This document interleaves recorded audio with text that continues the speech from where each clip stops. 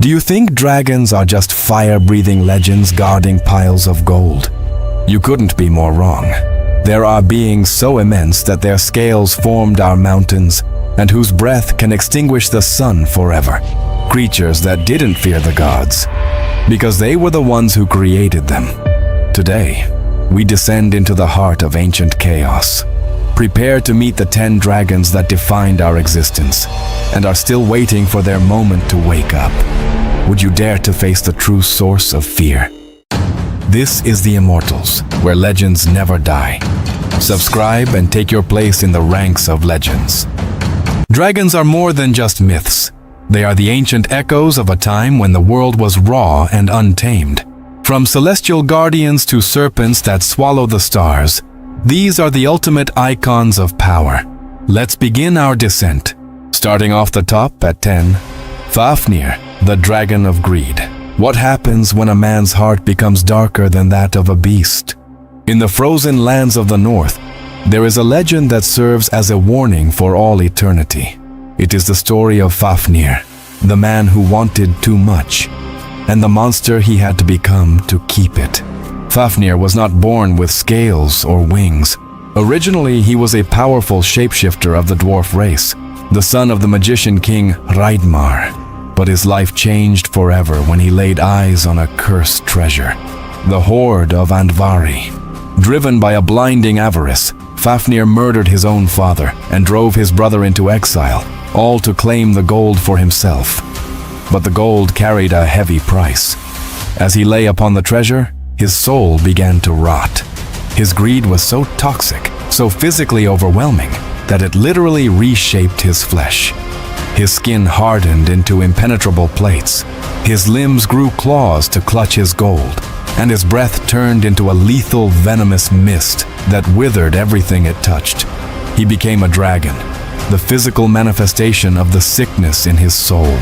Fafnir's power is legendary. He is a fortress of flesh and bone, while his hide is so thick that no common blade could even leave a scratch.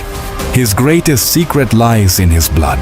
It is not just a fluid, but a source of forbidden wisdom. Legend says that whoever tastes it can understand the language of the birds and see the future, a power Fafnir used to anticipate every betrayal. He represents the earthbound power, a dragon that doesn't just guard wealth, but becomes one with the very ground he inhabits. To face him was not just a battle against a predator, but a battle against a force of nature fueled by pure, unadulterated selfishness. But there is a terror even deeper than his claws. Fafnir possessed a supernatural force known as the Helm of Awe, or Egish Hjalmar. While in the sagas it was a physical object taken from his father's hoard, it acted as a metaphysical aura emanating directly from his eyes. When a warrior stood before him, the Helm of Awe would strike their soul first. It would paralyze their heart, drain their courage, and make them feel the weight of their own mortality. Most heroes died before Fafnir even moved, frozen in a state of absolute psychological collapse. He didn't just kill you, he made sure you were terrified of him before you even took your last breath. That is why, in the world of ancient legends, Fafnir remains the ultimate symbol of the dragon as a curse. Moving up to number 9, the Long Lord of the Sky. In the West, dragons are often seen as monsters to be hunted. But in the vast history of China, the dragon is not a nightmare. It is a living god. To look upon one is not a death sentence, but a divine encounter. In this culture, the dragon doesn't represent chaos. It represents the ultimate order of the universe. It is a being you do not fight, but one to whom you must pray. The Long is a majestic synthesis of the natural world. With the body of a serpent, the scales of a carp, and the talons of an eagle, it is the supreme ruler of all creatures. For thousands of years, the emperors of China claimed to be the direct descendants of these celestial beings. But the dragon's authority isn't just political. It is elemental. They are the masters of Qi, the vital energy of the world. While other dragons destroy, the Long provides. They are the guardians of the rivers and the architects of the rain. Without them, the earth would wither and empires would crumble into dust. Their power is subtle, yet absolute. They do not need fire to dominate. They control the weather that dictates human survival. With a single flick of its tail, Along can summon a life-giving rain or unleash a typhoon that swallows entire coastlines. They are beings of infinite wisdom, swimming through the air as if the atmosphere itself were a deep, golden ocean. They are the bridge between the mortal realm and the divine heavens, moving with a grace that defies the laws of physics. However, there is a biological secret to their divinity. If you look closely, they lack wings, yet they dominate the sky. Their secret lies in a mysterious bone protrusion on their skull known as the chimu. This isn't just a horn. It is a metaphysical antenna. The chimu allows the dragon to harmonize with the vibrations of the cosmos, granting them the power to ride the wind. Ancient legends warn that if Along were to lose this natural crown, its divinity would be severed. Without the chimu, the Lord of the Sky falls to the earth, condemned to live as a common, powerless serpent. Even for a god, power is a fragile gift from the heavens. Diving deep into number 8, Ryujin, god of the ocean. Deep beneath the crushing weight of the dark waves lives a being who decides if continents stay afloat or sink into the abyss forever. In the heart of Japanese mythology, the ocean isn't just a body of water. It is the kingdom of Ryujin, the dragon king of the sea. He is the master of the world's greatest tides, and his moods dictate the survival of every sailor and coastal empire on Earth. Ryujin is often depicted as a colossal serpent-like dragon, with shimmering scales the color of the deep ocean. From his underwater fortress, he watches over the treasures of the sea and the spirits of the drowned. Unlike other dragons who breathe fire, Ryujin's weapon is the water itself, a force that can carve through stone and swallow cities. He is a god of duality. He can be the provider of life-giving fish and calm seas, or the bringer of absolute annihilation through tsunamis that leave nothing but silence in their wake. The source of his absolute dominion lies in two legendary artifacts, the tide jewels. With the kanju, or the tide-ebbing jewel, he can drain the entire ocean in seconds, leaving ships stranded on a dry desert of sand. But with the manju, the tide-flowing jewel, he can summon a wall of water so massive it could drown a mountain. During ancient wars, legends say Ryujin used these jewels to wipe out entire invading fleets, proving that no army can compete with the raw, unstoppable power of the Dragon King. But Ryujin's most terrifying power isn't just his control over water. It is his control over time. His majestic underwater palace, the Ryugujo, is made of shimmering crystal and blood-red coral. It is a place of infinite beauty, but it is also a temporal trap. Within its walls, time flows differently than in the mortal realm. Ancient legends tell of mortals invited to banquet with the Dragon King for what seemed like a single afternoon. However, upon returning to the surface, they discovered that 100 years had passed. Everyone they loved was long dead, and their world was unrecognizable. Entering Ryujin's kingdom means stepping outside of history itself. A single meal with the dragon is a sentence to lose everything you ever knew. Claiming the 7th spot, Vritra, the stealer of waters.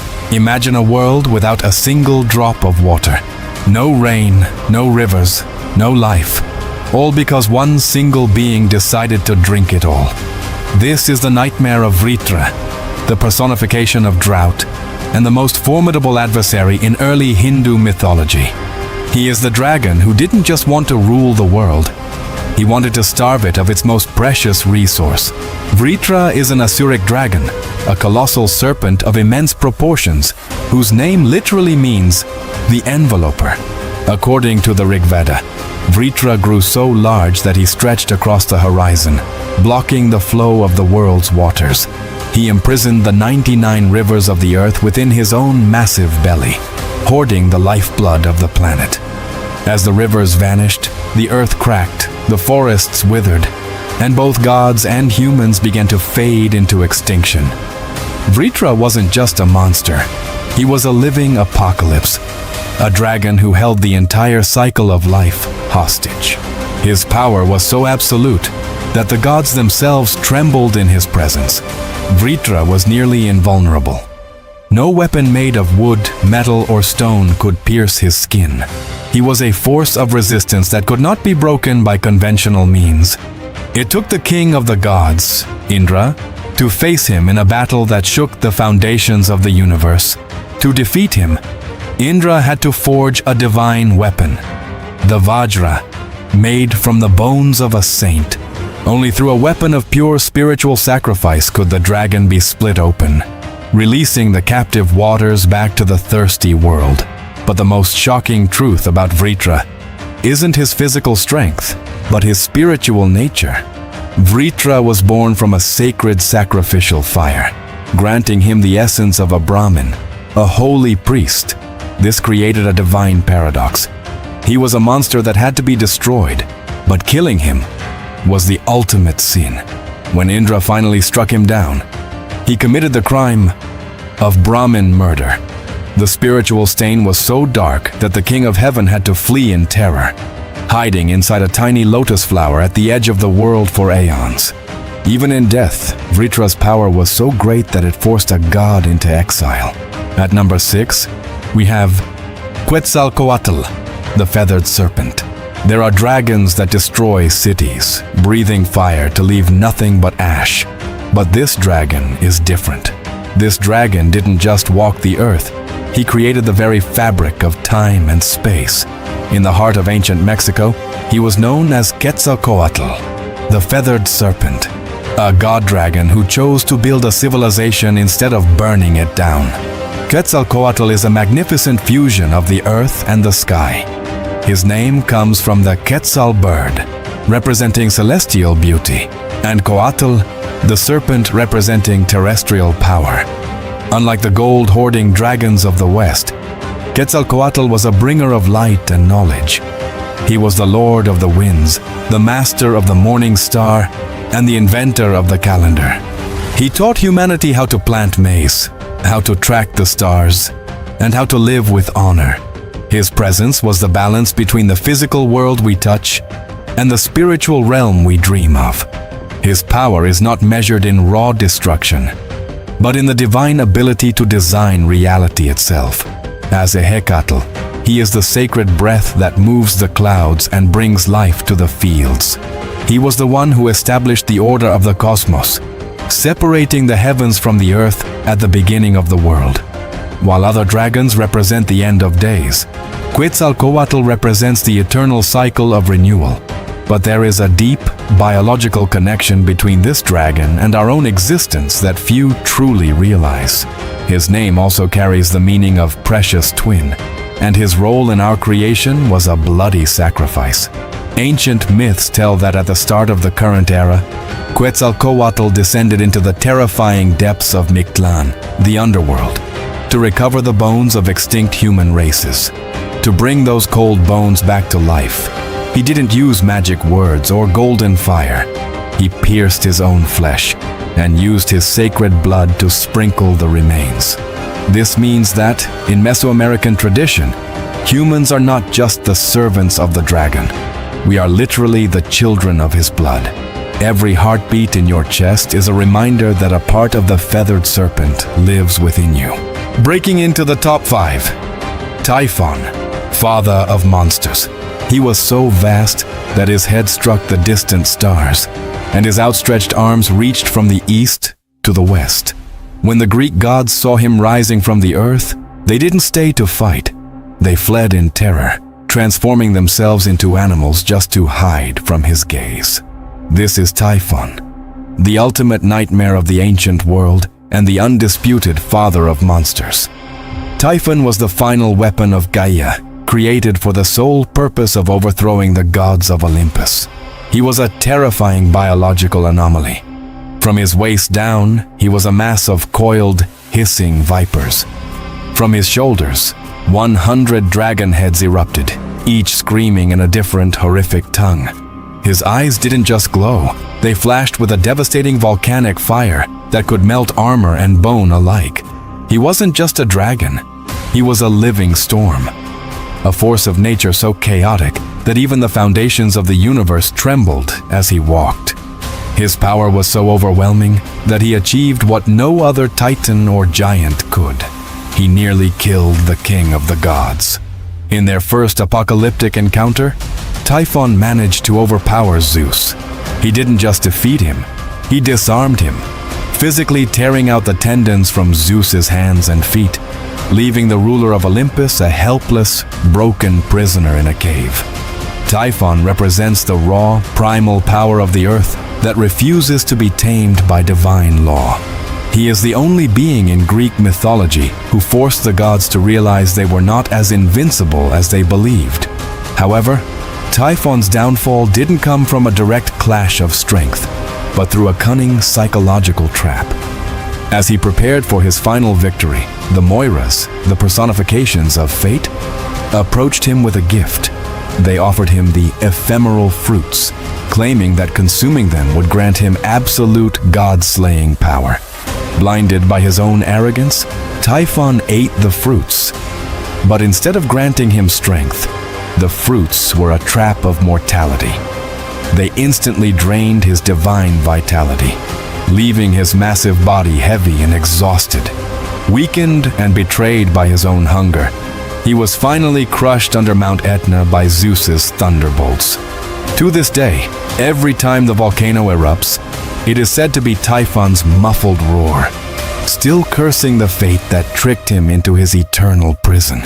Holding the world at number 4, Jörmungandr, the world serpent. Imagine a creature so vast that the entire planet is encircled by his suffocating grip. If he lets go of his own tail for even a single second, the foundations of reality will shatter, and the clock of the apocalypse will begin to tick. This is Jormungandr, the Midgard serpent, the living boundary of the Norse world, a being whose scales form the floor of the deepest oceans, and whose breath is the mist of death that awaits us all at the end of time. Jormungandr is the child of the trickster Loki. Odin, the All-Father, threw him into the great ocean out of fear, hoping the abyss would swallow him. But the depths could not contain such a creature. He grew until his monstrous body encircled the entire globe, eventually biting his own tail to complete the circle of fate. He is not just a monster hiding in the sea, he is the colossal weight that stabilizes the tides and holds the earth together. He remains a silent, coiled titan, waiting for the day when the final battle of Ragnarok begins. His power is measured in global annihilation. When he finally releases his tail, the oceans will rise in a catastrophic flood that will drown the world of men. But his most lethal weapon is his Aitr, a primordial poison so concentrated that it permeates the air and the water. During Ragnarok, Jörmungandr is destined to face Thor, the god of thunder. Although Thor will strike him down, the serpent's venom is so potent that the god himself will only be able to take 9 steps before collapsing.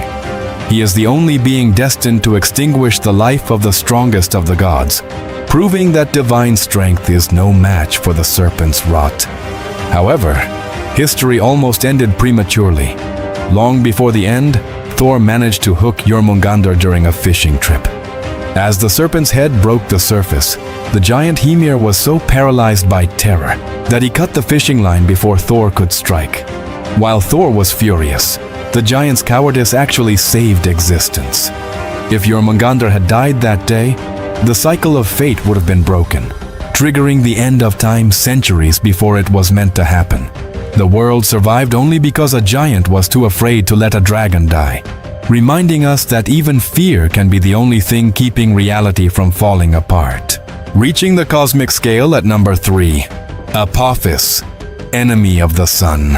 Every single night, while the world sleeps in ignorance, a cosmic war is waged in the shadows to ensure the sun can rise once more. In the heart of ancient Egypt, darkness wasn't just the absence of light, it was a predator. This is Apophis, the serpent of chaos, an entity representing the ultimate hunger of the void, waiting at the edge of the universe to swallow everything we have ever known. Apophis, also known as Apep, is the personification of absolute chaos and non-existence. He is the antithesis of creation, a wound in reality that existed even before the gods. His only goal is to devour the sun god, Ra, as he travels in his solar bark through the underworld. If he succeeds, the universe would plunge into an eternal, silent night, where time and life cease to exist. He is the end of all things. His power is not measured in physical strength, but in metaphysical corruption. Apophis cannot be killed. He is a fundamental force of the universe. Every night, a cosmic battle occurs on the solar bark. While most gods fall victim to the serpent's hypnotic gaze, it is the god Set who stands at the prow, the only one strong enough to resist the dragon's trance and pierce its coils with a golden spear. He represents a threat that is never truly defeated, only delayed. If he were to succeed for even a second, the laws of physics would unravel, and the world would return to the chaotic waters of the primordial void. To the ancient Egyptians, Apophis was a visible, terrifying reality.